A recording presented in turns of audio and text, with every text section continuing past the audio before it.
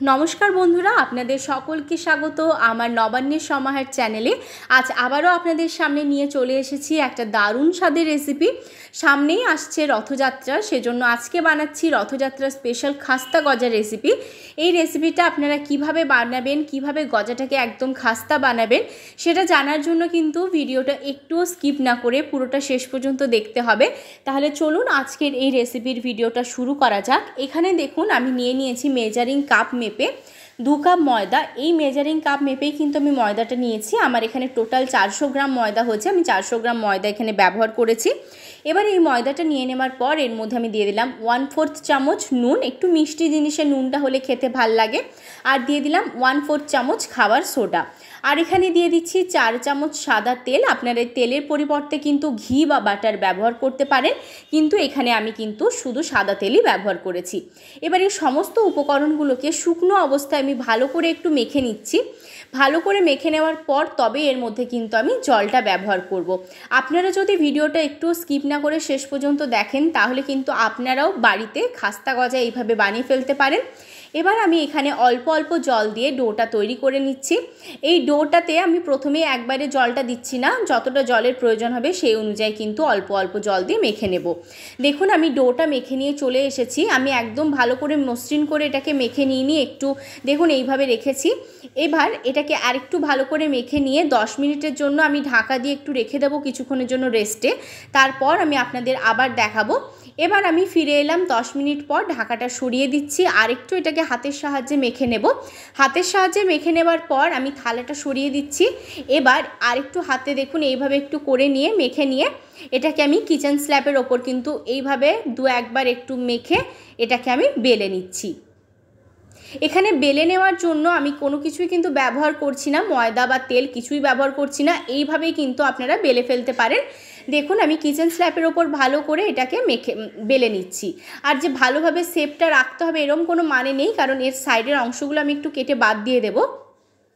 দেখুন সাইডের অংশটা কেটে বাদ দিয়ে আমি কিন্তু এইভাবে লম্বা লম্বা করে কেটে নিচ্ছি। চৌকো শেপ দিয়ে দিচ্ছি, যেহেতু গজা সেজন্য কিন্তু চৌকো শেপই হবে।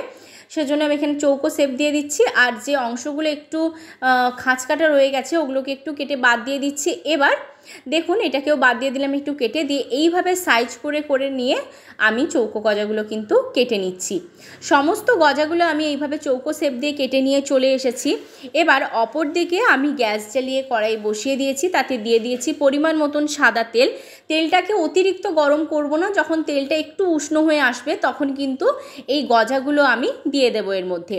গজাগুলো কিন্তু ফুটন্ত তেলে দেওয়া যাবে না, তেলটা বসানোর পর একটু উষ্ণ হয়ে গেলেই এই গজাগুলোকে দিয়ে দিতে হবে। তা না হলে কিন্তু এটা ওপর থেকে ভাজা হয়ে যাবে আর ভেতর থেকে কিন্তু কাঁচা থেকে যাবে। এবার দেখুন তেলটা একদম উষ্ণ হয়েছে, সেই অবস্থায় কিন্তু সমস্ত গজাগুলো এর মধ্যে আমি এক এক করে দিয়ে দিলাম। দিয়ে দেওয়ার পর এটাকে আমি একদম লো থেকে মিডিয়াম ফ্লেমে রেখে এবার আমি এগুলোকে ভাজা ভাজা করে নিচ্ছি। এবার দেখুন একটু একটু করে তেলটা গরম হচ্ছে, পুরোপুরি এখনও ভালোভাবে গরম হয়নি। এইভাবেই কিন্তু আমি এইভাবে রেখে গজাগুলোকে ভেজে নিচ্ছি। সমস্ত গজাগুলো ভাজা হতে থাক, ততক্ষণ আপনাদের বলে দিই যারা এতক্ষণ পর্যন্ত আমার ভিডিওটা একটু স্কিপ না করে দেখেছেন তারা অবশ্যই একটা লাইক করে দেবেন। যারা আমার পরিবারের নতুন সদস্য হয়ে আজকের এই রেসিপিটা দেখছেন তারা সাবস্ক্রাইব করে দেবেন চ্যানেলটাকে, পাশে থাকা বেল বাটনের অল প্রেস করে দেবেন। নিজের আত্মীয় স্বজন বন্ধু বান্ধবের মধ্যে কিন্তু রেসিপিটা ছড়িয়ে দেবেন। এইভাবে চাইলে কিন্তু আপনারাও বাড়িতে একদম খাস্তা গজা বানিয়ে ফেলতে পারেন। আর যারা আমার এই রেসিপিটা ফেসবুক পেজ থেকে দেখছেন তারা অবশ্যই পেজটাকে ফলো করে দেবেন।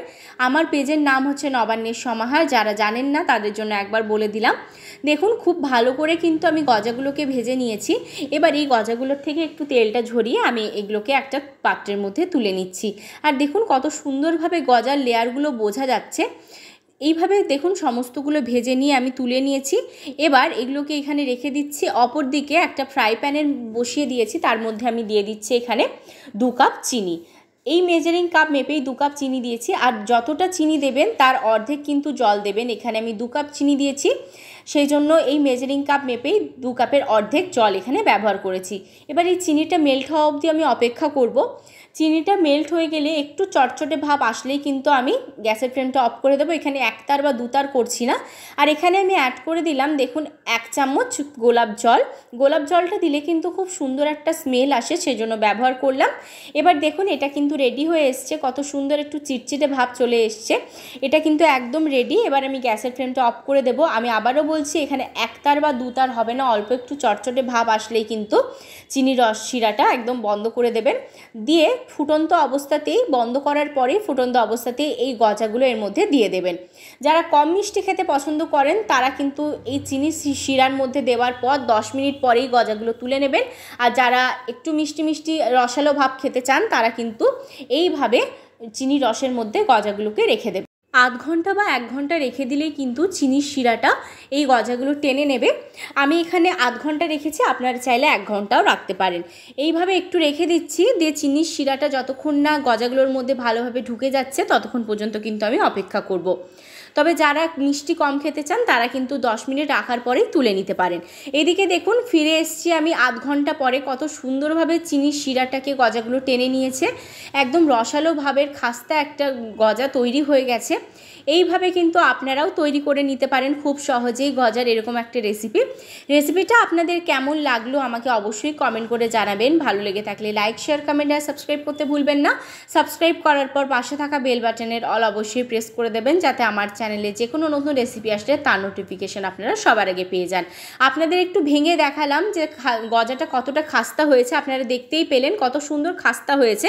রেসিপিটা বাড়িতে একবার অবশ্যই ট্রাই করবেন। আবার দেখা হবে নতুন একটা রেসিপির সাথে।